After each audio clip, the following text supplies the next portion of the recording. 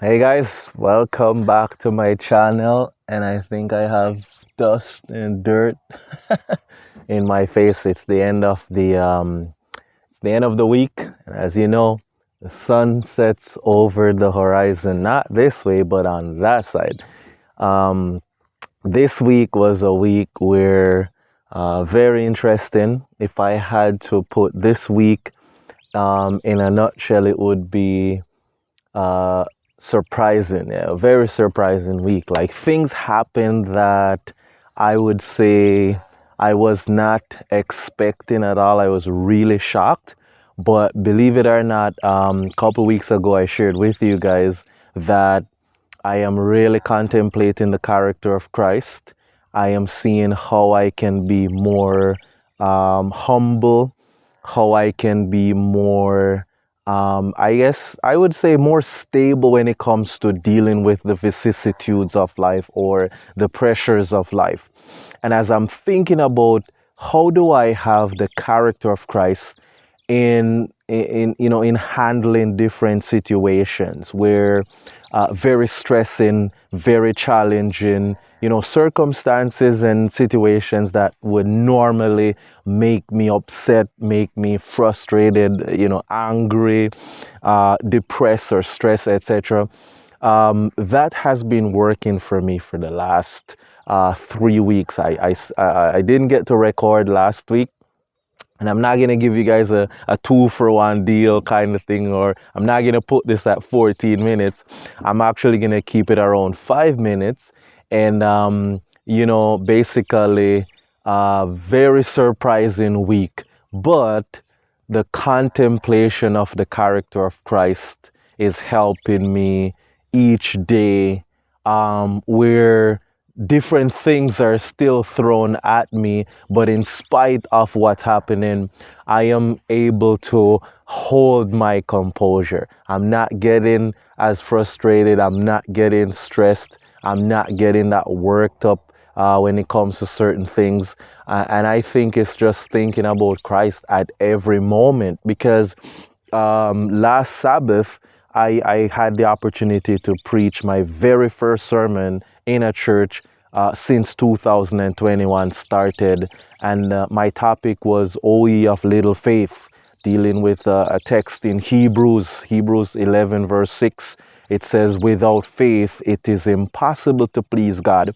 And one of the points I shared there was simply encouraging the church members to let them know that trials are designed to distract us from God. It's basically when you're stressed about something, for that moment, days, weeks, months, years where you're stressed, you are not that connected to Christ. You're not thinking about Him, but your attention is divided, your affection is divided, etc.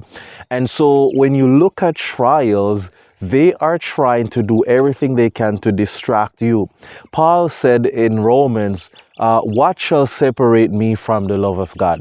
But even though he says, what shall separate me, he lists things: persecution, trial, tribulation, famine, pestilence, all these things. And then he says, nay, nothing shall separate me from the love of God. And I was sharing that with the church last Sabbath, encouraging them to know that really life is a journey of faith. And it's faith because you're in a situation, you are tempted to be depressed and discouraged, but you look at the situation by faith and realize, like, this is not a permanent situation, it's something temporal. While you look not at the things which are seen, because the things which are seen, they are temporal things, but you look rather at the things which are not seen, for they are eternal things. So when I'm going through my trials and tribulation, I am not looking at the things which are seen, because those things that's trying to separate me from Christ's love, they are temporal things. But when I look by faith that in spite of what I am going through now, God is going to bring relief later. That's what I'm looking for by faith. So another verse, I'm getting worked up now. I want to preach. The Bible tells us that greater is he that is within me than he that is within the world. Let me put it where you guys can catch it. Great causes me to cry, but greater dries my tears. Why?